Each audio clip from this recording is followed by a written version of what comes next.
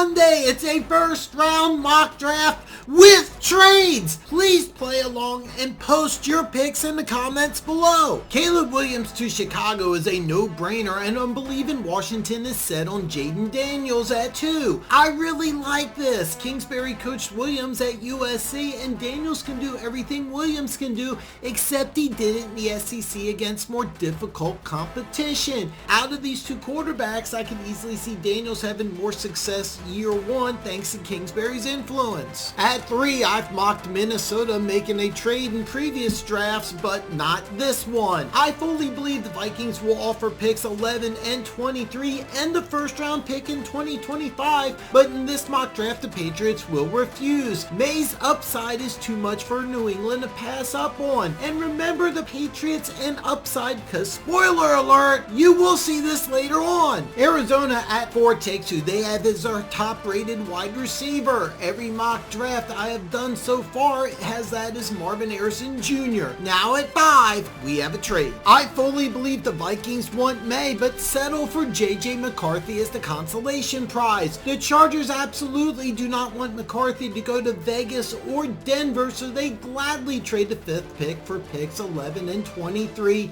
and the Vikings have McCarthy as their new starting quarterback. Just like with Arizona, I have the Giants taking their top-ranked wide receiver. In my opinion, the Giants would tap back into the LSU receiving pool one more time. In most mock drafts, people have the Titans going alt or the best available left tackle. I'm going with Odunze. Callahan was with the Bengals when they drafted Jonah Williams in the first round, which didn't work out, and Jamar Chase over Penei Sewell, which did work because they went to a Super Bowl that year. Even alt supporters will admit Odunze is the higher rated prospect, and Hopkins is only under contract for 2024. The Titans will take a tackle later. Atlanta at 8 is easy. No defensive players are off the board yet, and the Falcons' biggest need is at edge rush. You take Dallas Turner. Now at 9, we have the biggest trade in this draft. Chicago only has 3 picks left and desperately want to trade down. Green Bay has extra draft capital and a hole at left tackle. If used the Jimmy Johnson trade chart, pick 9 is worth 1,350 points, and Green Bay draft picks 25, 41, and 88 equals 1,360.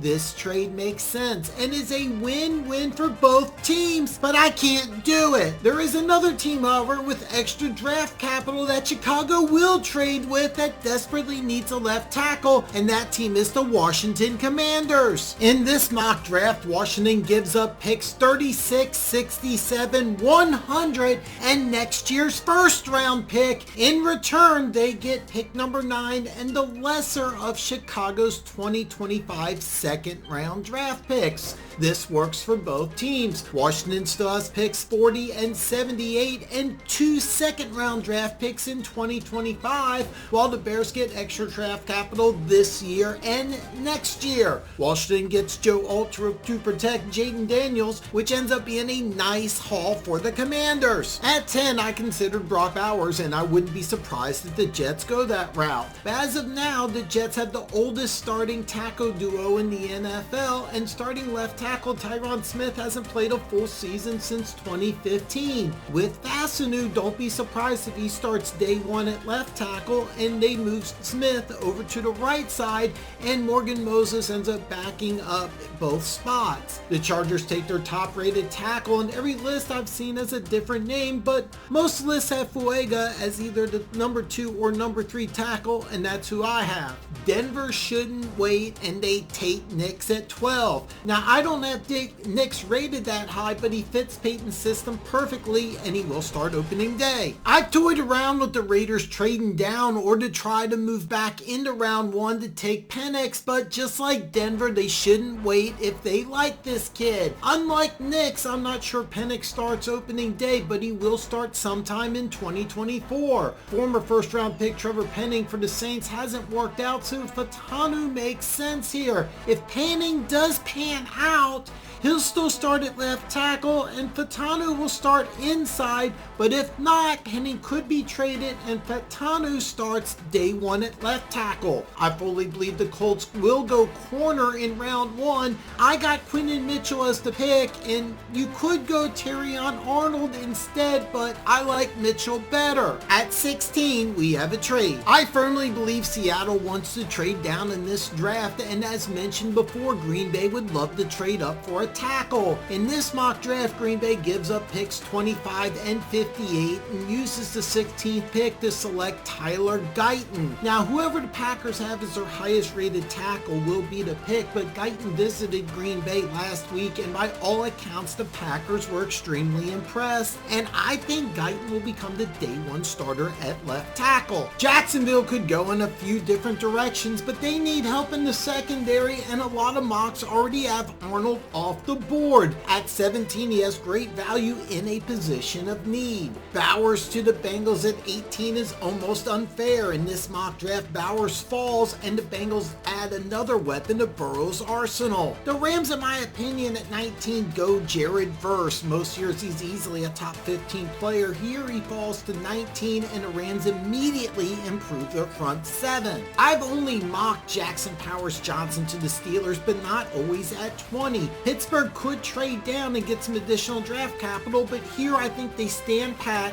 and get a day one starter. At 21, we have a trade. Since Brad Holmes has taken over as general manager of the Lions, Detroit has made a first round trade every single year, and why stop now when it's clearly working? The Dolphins do not have picks in rounds 3 or 4 and lost several starters to free agency, so they want to trade down and get more draft capital. In this mock draft, Detroit gives up its first and third to move up to 21 to select Laiatu Latu. Now, two things. Detroit has given up a lot to move up 8 spots in the first round, so they have to be convinced that Latu's health is not an issue, and second, they have to believe that this is the player to get them past the NFC Championship and into a Super Bowl. Just to reiterate, you only make this move if you're the Lions because you think that Laiatu can make you a Super Bowl contender this year. Wiggins to Philly fits like a hand in a glove. New defensive coordinator Vic Fangio loves to play man, and while Wiggins is not my number one corner, he probably has the best skill set to play man defense in Fangio's scheme. At 23, the Chargers trade again. This time the Chargers trade with the Carolina Panthers. The Panthers give up picks 39 and 65, and with pick number 23, they draft Brian Thomas Jr., the other LSU wide receiver. I know a lot of people think the Chargers could draft Thomas, and they might,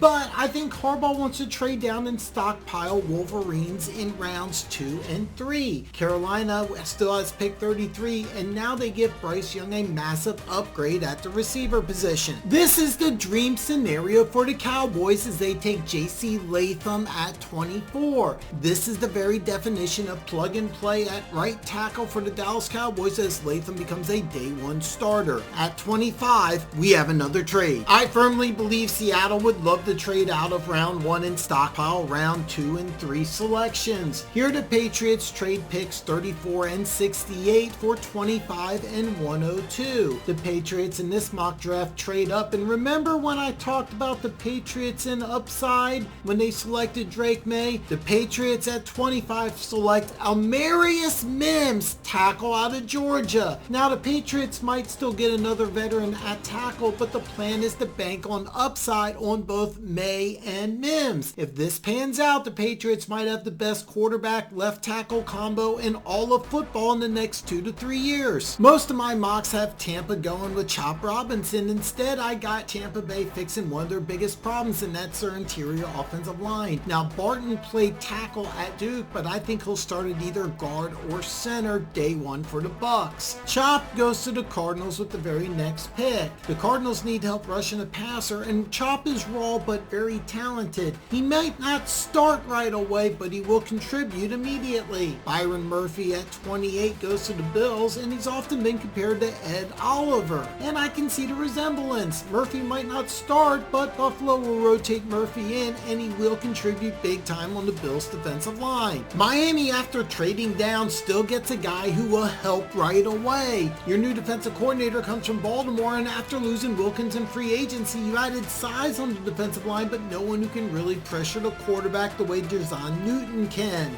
Baltimore needs help at corner, and an Alabama corner is available. terrible. In all fairness, Kool-Aid probably shouldn't be on the board now, but the Ravens always seem to catch breaks in the draft. At 31, we have a trade. The Tennessee Titans jump back into round 1 and offer up picks 38 and 106. The Tennessee Titans will then select Patrick Paul, tackle out of Houston. Someone recently turned me on to Patrick Paul and said he would be a top 30 selection. Paul has the ability to start day 1 at left tackle for the Titans, and there is a very good possibility Kansas City at 32 is also looking at left tackle, so leapfrogging the Chiefs is key. Now, while to believe the Titans will take a tackle, who they will take is up for debate. Paul's size, experience, and his pass protection ability makes him day 1 ready, and that's why I like the Titans to take him at 31. Before I reveal the final pick in my mock draft, I'm going to give you some bonus day 2 selections. I originally had Seattle taking Adrian Cooper at 34 and DeAndre Sweat at 58, but it's been revealed Sweat just got busted for a DUI, and that might hurt his draft stock. I firmly believe the whole point of Seattle getting out of round 1 is to take a linebacker, but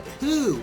In this mock draft, I like Cooper, but you could also go with Peyton Wilson, but I have concerns about his injuries, and you could also go with Junior Colson, who McDonald coached at Michigan. The Chargers take a pair of Wolverines at 37 and 39. I got Junior Colson, who could go to Seattle at 34, and Chris Jenkins, and I also believe they could trade back into round 1 for Roman Wilson, or take Roman Wilson at 39.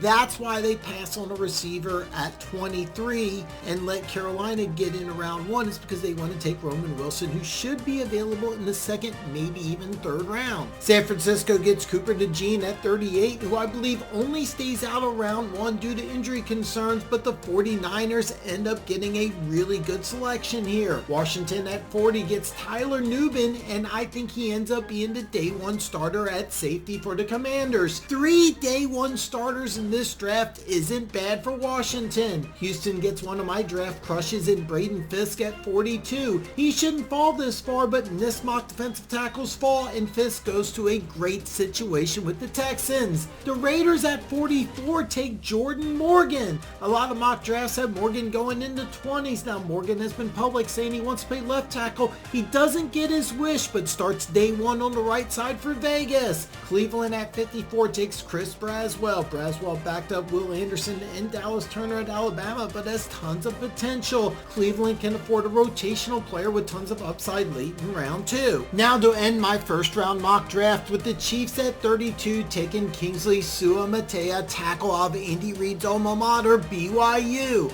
I really think Patrick Paul might be more appealing to the Chiefs. Paul might be more day 1 ready, but Suamataia, in my opinion, has more upside. Most people think Kansas City wants to select a receiver in round 1, but Hollywood Brown fills that need. The Chiefs have a hole at left tackle, and while rookie isn't ideal, the potential to have a stud protecting 15's backside isn't bad. I hope you like this mock draft. Please tell me what you would do in the comments below. Don't forget, I go live every Tuesday and Friday, 8 Eastern, 5 Pacific on the live stream. All questions are answered and anything goes. I can't wait to see you next time on Mock Draft Monday!